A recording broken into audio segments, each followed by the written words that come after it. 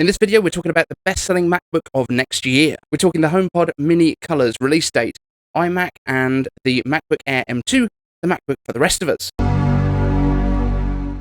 So yes, according to Sam Kohl and now Mark Gurman, the coloured HomePod Minis will be with us and available to order from this week. We don't seem to have a specific day, but they should be available to order very, very soon.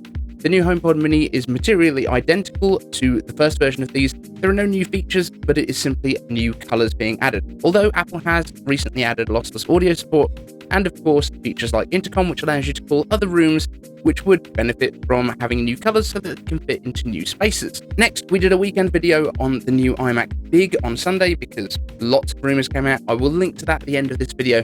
Headlines though, Apple's killed the last of the 21.5-inch iMac, which had a $999 price tag in the store, and we had a bunch of leaks about the new iMac from DylanDKT, including 1080p cameras, ProMotion display, MiniLED, and the addition of the same ports from the MacBook Pros, HDMI and SD card readers.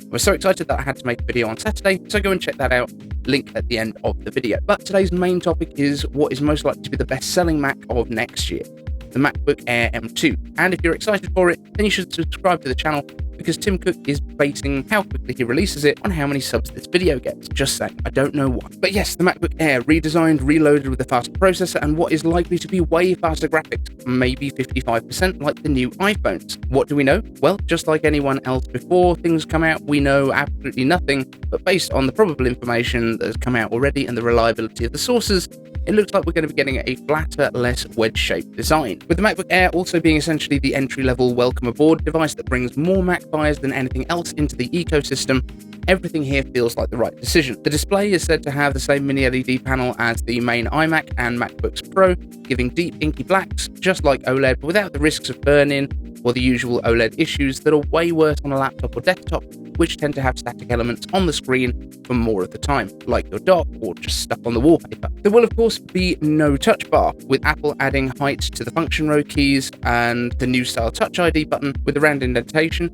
and the top notch to house the camera, thinning out the bezels on the screen. So why will it be the best-selling Mac of next year? Well, it's the entry-level MacBook. It's the one that people buy. The vast majority of people all go for the cheapest MacBook because the majority of people, unlike people who watch tech videos, probably don't care about video editing performance. They probably don't care about particularly high-end graphics, 3D modeling, all that kind of stuff that we take for granted, and it's the stuff that we want to talk about all day long. The vast majority of people are using Pages or Notes or Excel or Numbers or Keynote or PowerPoint and doing a bit of web browsing and checking their emails and playing some casual games maybe on Apple Arcade. That's why this will be the bestseller.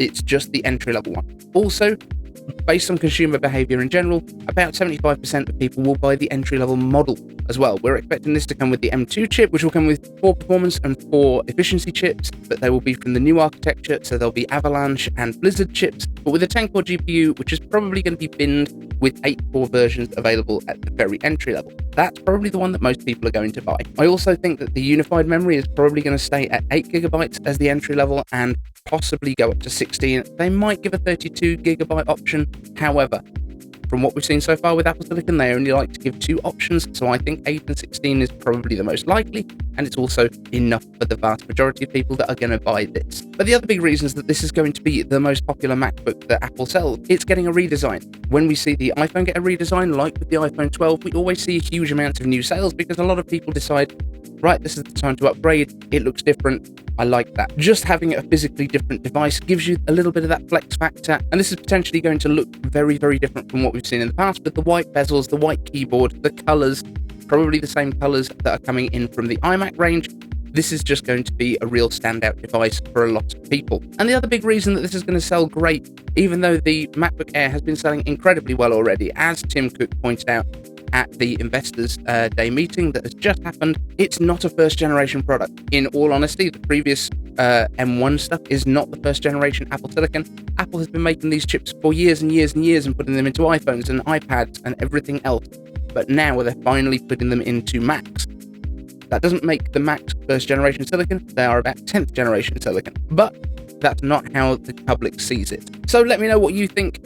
Do you think this is going to be a huge seller, or is this going to be a bit of a dud? I think the pricing on this is going to be probably $1,100. I think they're going to bump the price very slightly for that mini LED display, but I think that is a price worth paying. And I think the M1 is probably going to stay around in a MacBook Air with the old generation design, probably at $900 instead of $1,000.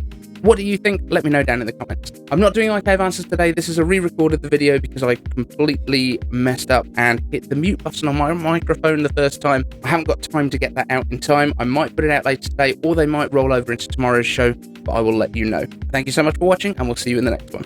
And don't forget, you can watch that video on the iMac stuff right there.